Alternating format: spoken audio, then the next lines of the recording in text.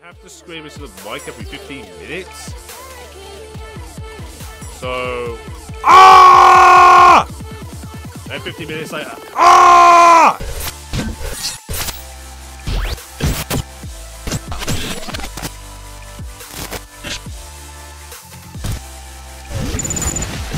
How's it going, ladies and gents? My name is ASRock and welcome to The Beginner's Guide. This game was made by the same people who made the Stanley Parable, so I already know what to expect. It's sort of a major parody between Half-Life and I can't remember what the other game was, but I know it was a parody of Half-Life, so let's begin. Please make sure audio is on. Yes, audio is on. The controls. Standard keyboard and mouse, whatever. Hi there. Watch. Thank you very much for playing The Beginner's Guide. My name is Davey Reedon. I wrote the Stanley Parable, and while that game tells a pretty absurd story, today I'm going to tell you about a series of events that happened between 2008 and 2011. Okay. We're going to look at the games made by a friend of mine named Coda. Now, these games mean a lot to me. I met Coda in early 2009 at a time when I was really struggling with some personal stuff, and his work pointed me in a very powerful direction. I found it to be a good reference point for the kinds of creative works that I wanted to make. So just to start you off, this is, I think, the first game he ever made. It's a level for Counter-Strike.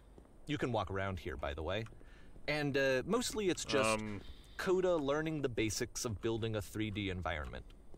But what I like is that even though he starts from the simple aesthetic of a desert town, he then scatters these colorful abstract blobs and impossible floating crates around the level. And of course, it destroys the illusion that this actually is a desert town, and instead this level becomes a kind of calling card from its creator. It's like a reminder that this video game was constructed by a real person.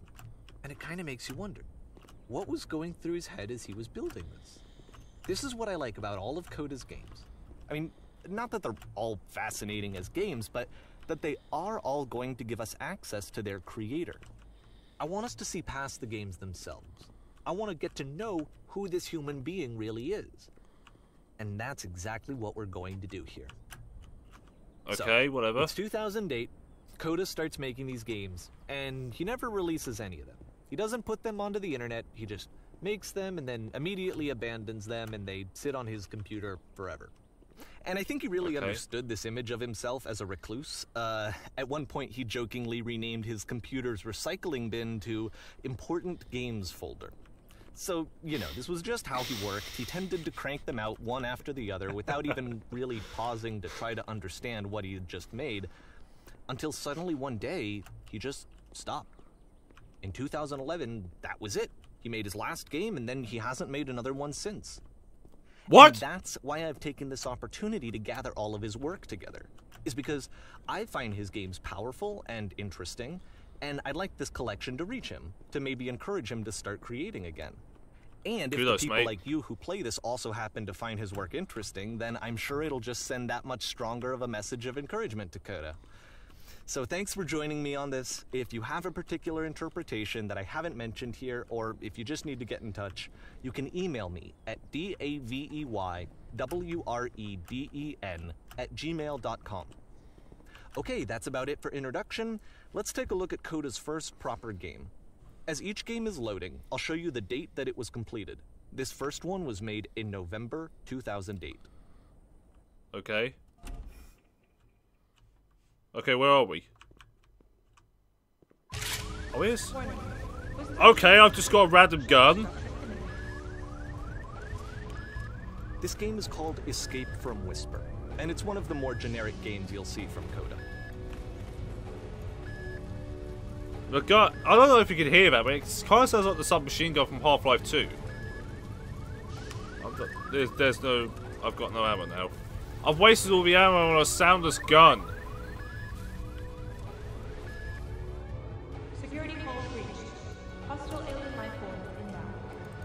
Uh-oh.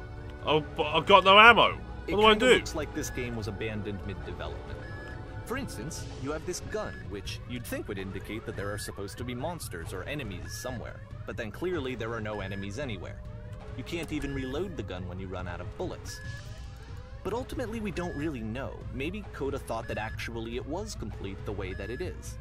And I think that we should talk about his games for what they are, rather than for what they're not.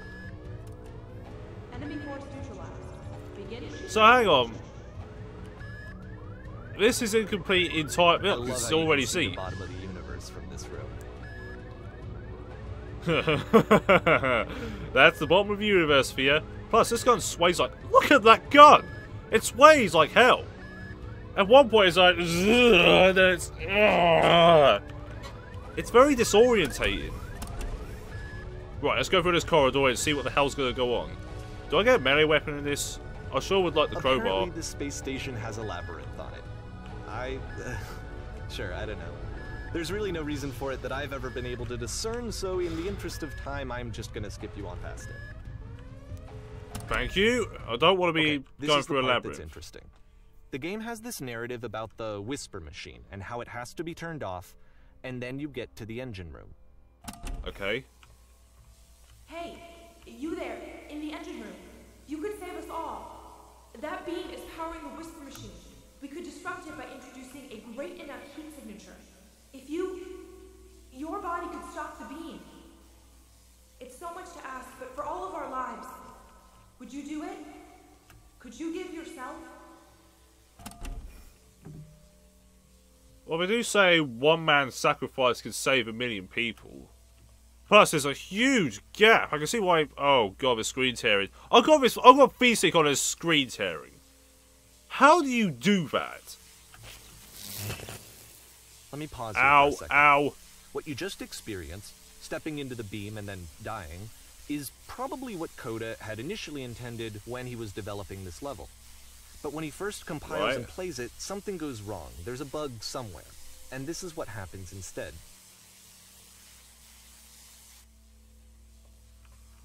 Okay, let's try again. Let's try frying my body again. Woohoo! I'm in the universe! Yay! I think. The beam causes you to start floating. And this is an important moment for him. Because yes, this is technically a glitch, but Coda identifies something human about it. Like how small it makes you feel in the face of this larger chaotic system. Or this floating could be the afterlife, a peaceful place, juxtaposed against all of the hysteria that you've just had to traverse. I don't even know. I have no idea what he was thinking, but what's clear is that after making this, something lodges itself in his brain. He wants to do more of these really weird and experimental designs. So he stops work on this and moves on to a stream of tiny little games that go in all sorts of directions. Let's go ahead and take a look at the first game he made after leaving this one behind. Well, I hope this one doesn't have a cube universe. Now where am I? Why can't I move? Yep. Ah, here we go. In this game, you can only walk backwards. Huh? Yeah, what? What's the point in that? This guy must have been nuts. The game is apparently called The Past Was Behind Her. So it's a short and relatively minimalist experiment combining motion and narrative. It is less advanced than the previous game, but actually it seems to be more focused, more complete. Coda's trying to give it a unique voice rather than simply basing it on a pre-existing trope. Okay. I can see what he's doing. Why does the future keep changing? Exactly. Hey, well, when she stops and looks, it becomes clear. But if the future is always behind her, how will she find the strength to confront it? It's a short little thought, it says what it wants to say, and then it ends. Didn't need anything more than that. Which to me is why it works, because it gets out quick. Okay, next one. Huh, okay.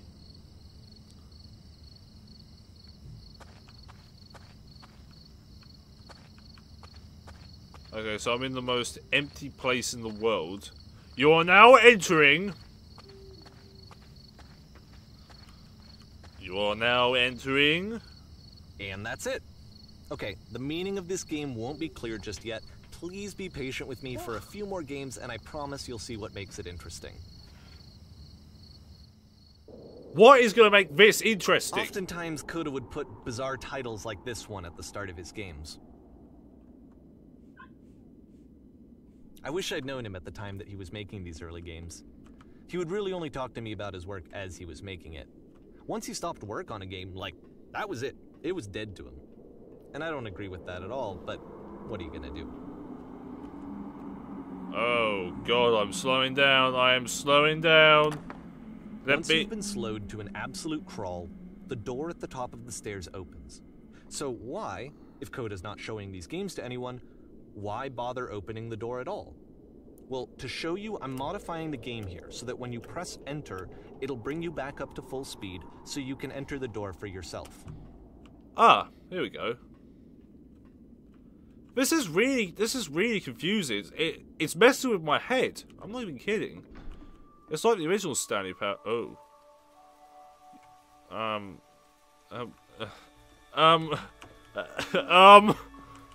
Help! I'm being attacked by words. Oh god. A room that's warm and nice and filled with little ideas for games. Play as a pair of floating eyes emitting footsteps. You are a gate. Coda would a series often tell of me that he didn't mind if people thought of him as cold or distant.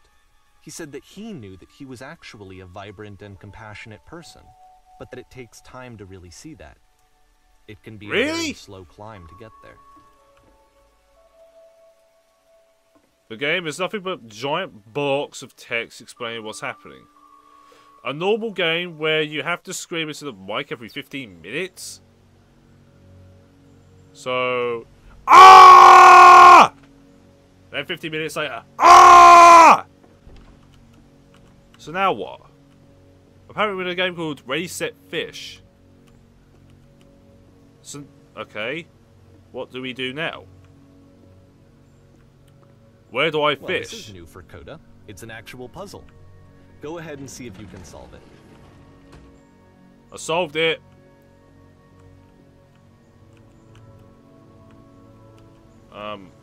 Now what?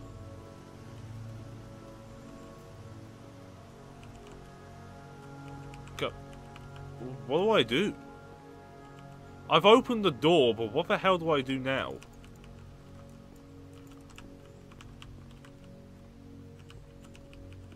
I can't see anything. Maybe if I close the...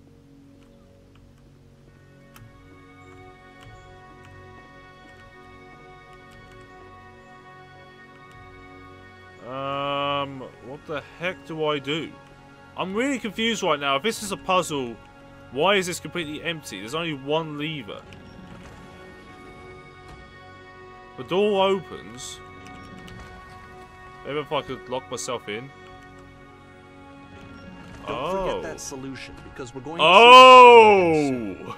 We're gonna see it a lot. Nice! Now what? I've got 3 holes. Shut up, watch.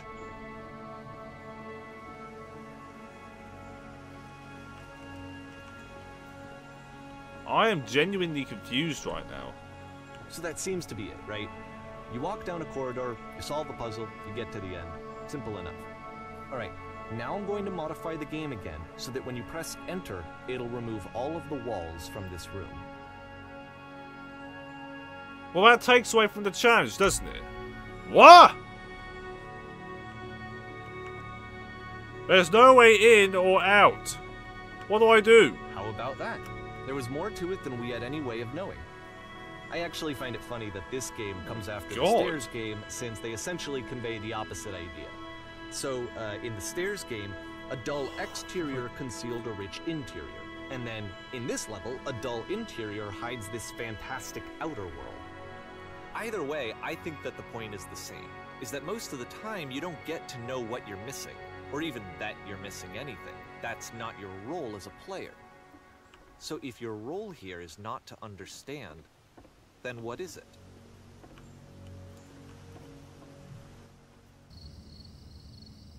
Alright then.